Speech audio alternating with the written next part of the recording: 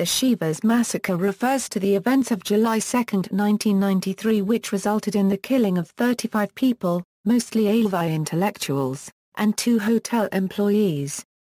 2 people from the mob also died. The victims, who had gathered for a cultural festival in Sivas, Turkey, were killed when a mob of Salafists set fire to the hotel where the Alevi group had assembled.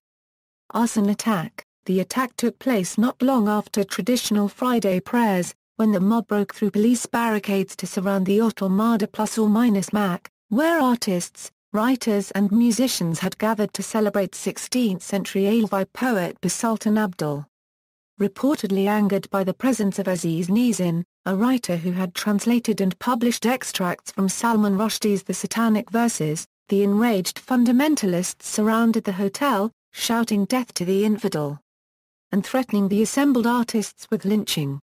The hotel was set alight, and the fire claimed 35 lives, including those of musicians, poets, tourists and hotel staff, while assembled police did nothing to intervene. Aziz Nesin was able to escape only because attackers initially failed to recognize him. According to reports, when rescuers eventually realized his identity, he was beaten by firemen while a city councilman, Cafe Era Section Akmarka, TR, from the Welfare Party shouted, "This is the devil we should have really killed." Aftermath. The event was seen as a major assault on free speech and human rights in Turkey, and significantly deepened the rift between religious and secular segments of the society. A day after the incident, 35 people were arrested. Then the number of detainees increased to 190. A total of 124 out of the 190 defendants were charged with attempting to establish a religious state by changing the constitutional order, and were indicted on charges. The first hearing of the case, publicly known as Case Sivas Massacre, Ankara State Security Court No. 1, was held on October 21, 1993. On December 26, 1994, a verdict was reached in the case of the 124 defendants, 15 years in prison for 22 suspects, 10 years in prison for 3 defendants, 3 years and 9 months for 54 suspects, 2 years and 4 months for 6 suspects, and the acquittal of 37 of the defendants. Another 14 suspects were sentenced to 15 years in prison.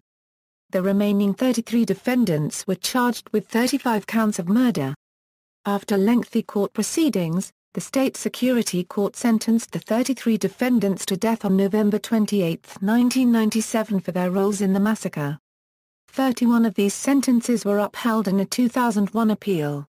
When Turkey overturned the death penalty just over a year later in 2002, the sentences were commuted.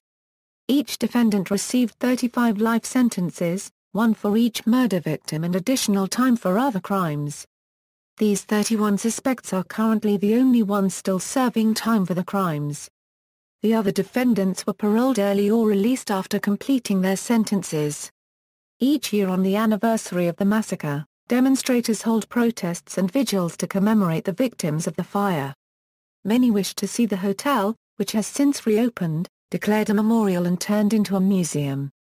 In 2008, a government minister indicated that it would be turned into an Alevi cultural center, but this has yet to occur. In June 2010, the Minister of Work and Social Security announced that the money for buying the hotel had been transferred, and that the ministry would provide additional resources for restoration.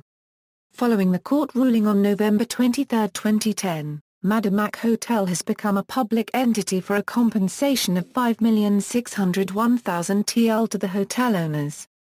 7 other suspects were still on trial until March 2012.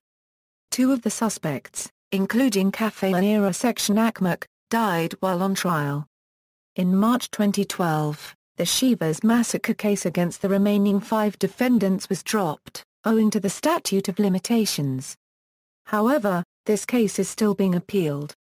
See also, List of massacres in Turkey, references.